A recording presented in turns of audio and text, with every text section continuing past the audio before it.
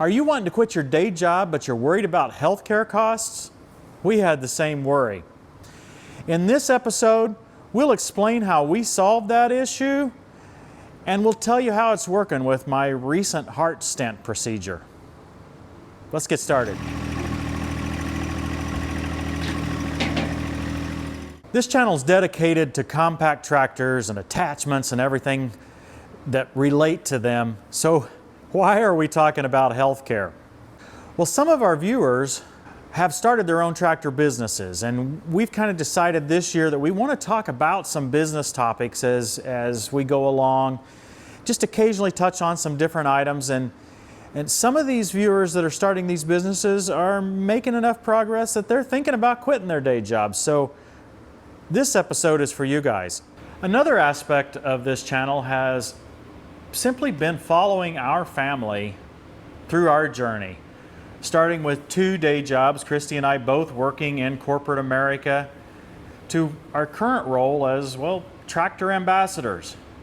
So we thought you might be interested in this aspect as well.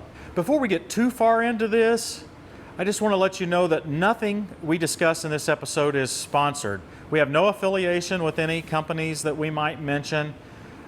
We just want to provide some helpful information. If you find this interesting, we would recommend that you do your own research, dig into it further. Don't rely only on our anecdotal experience and information, but keep digging. Now, to review our background a little bit, I loved my software engineering job for 25 years. Unfortunately, I did it for 30. I found it more and more difficult to deal with the day-to-day work hassles. I don't know, I just kind of wore out. Now, Christy was able to quit her job in 2017, I believe. She was then able to devote more time, start with the video editing, and just devote more time to what we do on a daily basis. But I kept my job, and the main reason for that was health insurance. We were both scared to death of letting go of company health insurance. Now, unless you've been under a rock, you know that healthcare costs are expensive and healthcare insurance is expensive. But let's look here just to kind of see what kind of options someone, at least in our area, would have when it comes time to consider self-employment. The cheapest plan I see here on healthcare.gov is $1,430 per month. Now, this is assuming you don't qualify for any of the subsidies that low-income folks might qualify for. But $1,430 a month with a $15,000 or more deductible. As you likely know, a broken bone, a broken leg, broken arm, or many other types of incidents could easily get you to $15,000. So from our standpoint, we felt like we had to budget for that deductible as well as all of the premiums to be able to feel comfortable that we had enough. Well, if you total that together, that's $32,000 each year that we felt like we had to come up with. Now, it's even a little bit worse than that because the maximum out-of-pocket expense for that plan is $17,600. So, yeah, this is a significant expense. It's no wonder that we were scared, and it's no wonder that if you're in this situation, you might have a little fear in the same way.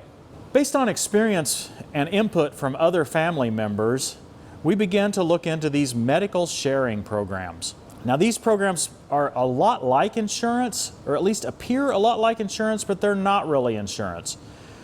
We just share each other's expenses, so when someone incurs a large medical need, our monthly premium goes directly to that need.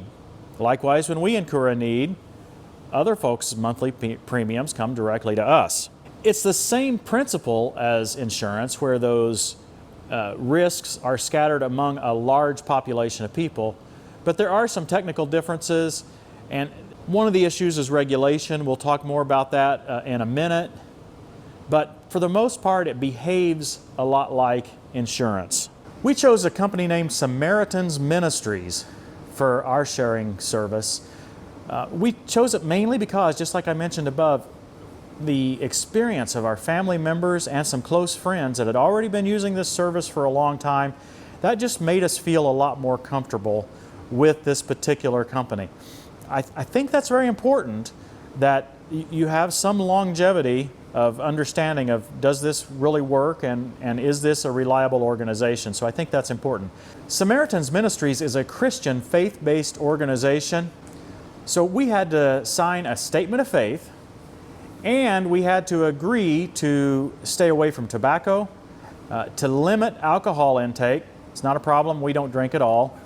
And several other lifestyle choices that we had to agree to either do or avoid doing in order to qualify. None of these choices bothered us at all. It's the way we want to live anyway, so we felt quite comfortable with these restrictions. Our monthly fees are $530. That's for Christy and Catriel and me. The way I read it, I think even if we had 3 or 4 more kids, that fee would be the same. There seems to always be a penalty for the one child effect, but that's just the way it is. Each month we get a name and address where we need to send our monthly share, they call it. Christy really likes this approach of being able to mail this check directly to the person who has the need. She often includes a note and an encouraging scripture verse. It just brings a good feel to the whole process. Now, 1 month per year, we send our payment to Samaritan's Ministry, and that takes care of all the administrative costs.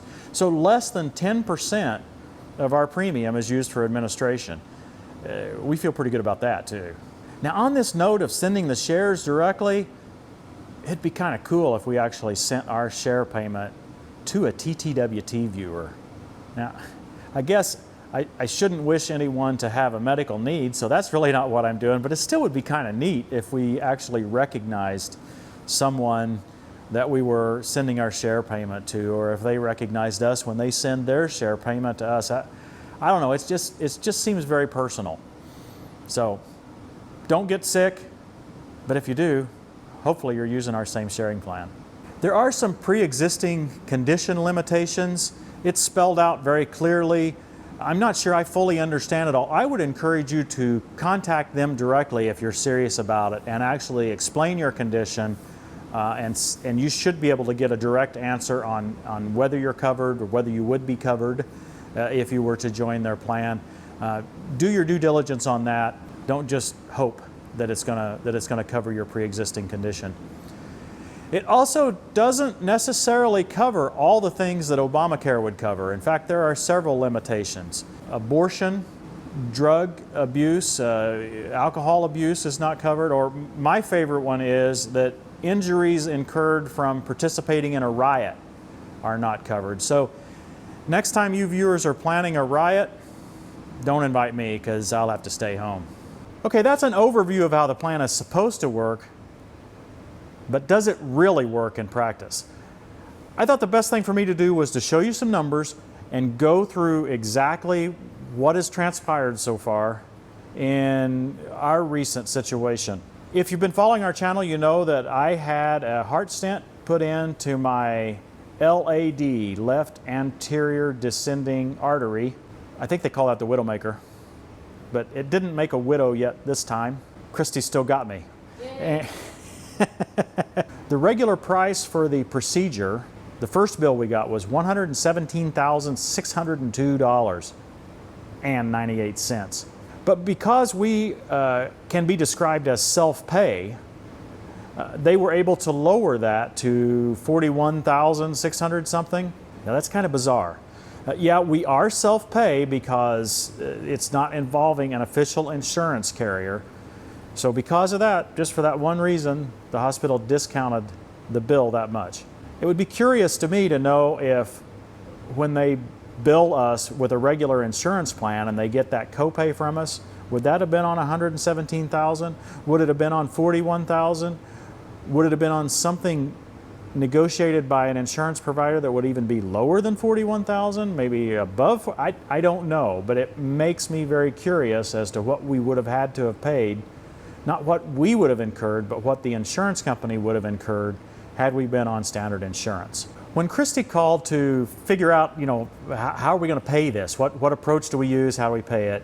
They gave her several useful pieces of information. First, they said they would not charge any interest, and they were willing to set up some sort of a monthly payment plan. It sounded like they were going to be quite flexible.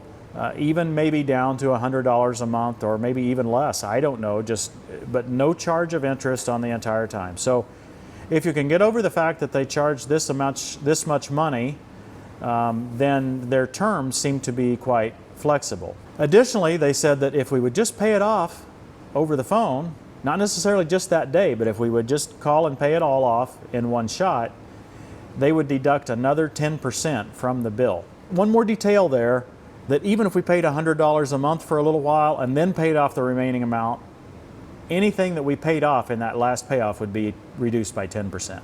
Of course, this is just the hospital we were working with. It's called IU Health, Indiana University Health. I'm sure the terms and the approach might be different by every hospital that you would encounter. So I'm just giving you our example. That's all I can do. We had a few more bills come in, with probably some various small stuff that either was done a little bit before or a little bit after the main hospital stay. And then with the 10% discount, the total came up to somewhere around $39,500. Is $39,500 too much money for a 24-hour hospital stay where they insert a little balloon or a straw in your artery? Well, I don't know. But that's really outside the scope of this video. I'm sure many people could talk about that. There's nothing I can do about that either way. I'm thankful to have it fixed, so in some sense it was highly worth it. After we received all these bills, Christy scanned them and uploaded them directly to Samaritan's Ministries. It wasn't quite the right level of detail for the first try, so she had to find a more itemized bill. This whole process took maybe a couple of weeks. She did most of this work, but I can say she didn't get too frustrated about it. That's usually how I can tell whether it's unreasonable or not. They eventually sent us the itemized bill. We uploaded it, she uploaded it. Within a few days after that second upload, it was approved. No more questions. We were very impressed with that. This screen shows the checks that we're supposed to receive. Now, of course, we blacked out the last names because we don't want to reveal any personal information, but you can see the names who we're supposed to receive it from and the amount we're supposed to receive. When we receive those checks, we will come into this same site and we will mark that we have received them so that Samaritan's Ministries can see that. I mean, page after page of this, you can see at $400 or $450 per payment, it's going to take a lot of pages to be $39,500. But what if someone doesn't pay? You know, I mean, are we on the hook to go collect from them? No, that's not how it works at all. All we do is when the payments come in, we tell Samaritan's Ministry that we got it. Presumably, if a payment doesn't come in, we'll tell them we didn't get it. They will take care of all the collection. It won't be on us at all. The individuals are motivated to pay because if they don't, they're subject to be removed from the sharing service. Essentially, they won't have the insurance or the ability to share expenses. So people are highly motivated to send in their payments. We are due to collect all but $400 of our expenses on this. No deductible. Well, I mean, the $400 per incident, that's the deal. There's no large deductible, no co-payment. Only $400 out of this 41 or 117, whatever amount you want to consider. That's all we're going to have to pay. And as you can see on this screen, most of it we're supposed to be receiving by February 5th. Actually, I went through the list and all of them we're supposed to be receiving by February 5th. So we should start seeing them come in here sometime in mid-January. We're very impressed with this. The personal aspect of the sharing service it just makes us feel good, and it's going to be a lot cheaper than it would have been under employer health insurance, or definitely under the Obamacare plan. Absolutely amazing. We believe our total medical expenses this year for the premiums and this incident, as well as a few more incidents that you might have, or particular incidents that don't go up to the $400 threshold, we're still going to be under $10,000 for the year. Now compare that to the $32,000 that I said before, and this is incredible. And we've had a huge expense, a huge need here this year, and still going to be under $10,000. Naysayers will mention that these sharing services are not government regulated. They'll also mention that apparently one of these sharing companies was fraudulent, or at least did some fraudulent activity. When you begin to watch YouTube videos and all about this, you see that a lot of these naysayers throw all of the sharing companies into this same boat of being fraudulent. Revisiting our early statement, I would say that's why I would choose a service that has proven reputable, has been around a little while and has proven reputable. Now, for completeness, I want to include a link in the video description right here below. Actually, it just blasts these healthcare savings plans. I mean, she just blasts it. From my point of view, she's really blasting Christians, maybe even more so than just the medical sharing plans. You know, the normal stuff. We're all stupid and we're all simple, and this faith thing makes no sense. We're used to that. But if you do want to, you know, see what she has to say, click on that link below in the description. We include it so that you can just have another point of view. One other tip we might want to share is related to prescription drugs. Now, this is not related to the sharing service at all. The sharing service does not cover prescription drugs at all. So one of our other concerns was just that. How are we going to handle our prescriptions? When we were on the insurance plan through my employer, we were paying somewhere in the neighborhood of $500 a month for just a few prescriptions. Really not much. I mean, it was a lot of money, and we felt like that was going to be prohibitive. If we were not on insurance, we assumed we had to pay more. Again, networking, friends, family, other contacts directed us to Sam's Club. The Plus membership at Sam's Club makes their prescription drugs very, very inexpensive. Even less expensive than the GoodRx card. We looked into the GoodRx card, don't have anything negative to say about it, but we found these prices to be even less expensive. Now, if you do look into their pricing, make sure you're looking into the Plus membership, which costs an extra $100 per year. In our case, that $100 a year was made up for probably in 1 month. But we took our $500 per month prescription costs down to, I don't know, it was $110 or maybe even lower. And since then, some of those drug prices have gone down even more. We pay what I would consider very little now for prescription drugs. This has been a blessing. Another big area of savings that I was naive about. I just assumed that my employer insurance plan would be the cheapest way to get drugs. Little did I know that we could go to Sam's Club and get them much cheaper and just ignore all of the insurance. We could have saved a lot of money over the years. For us, this medical cost sharing service has allowed us to pursue a dream. I don't think I would have felt comfortable leaving my day job with the employer covered health care without this lower cost option. There's just no way we could have handled a $32,000 a year burden, at least when we were getting started. I mean, that's just a big amount of money to have to commit, and some of it after taxes. I mean, maybe you could get it all before taxes, but you'd have to be really efficient to do so. It's a huge amount of money and a huge commitment. We understand what those of you who are contemplating the same choice, we understand what you're dealing with because we felt it too. So we hope this video has brought a little encouragement. If you're doing well enough in your side gig that you're wanting to make it your main gig, don't despair. There might be an option right here that's good for you. Again, do your own diligence, but from our standpoint, this has been fabulous. I hope you guys have enjoyed it, and come back next time for a more tractor-oriented video. Thanks for watching, everybody. We'll see you next time on Tractor Time with Tim.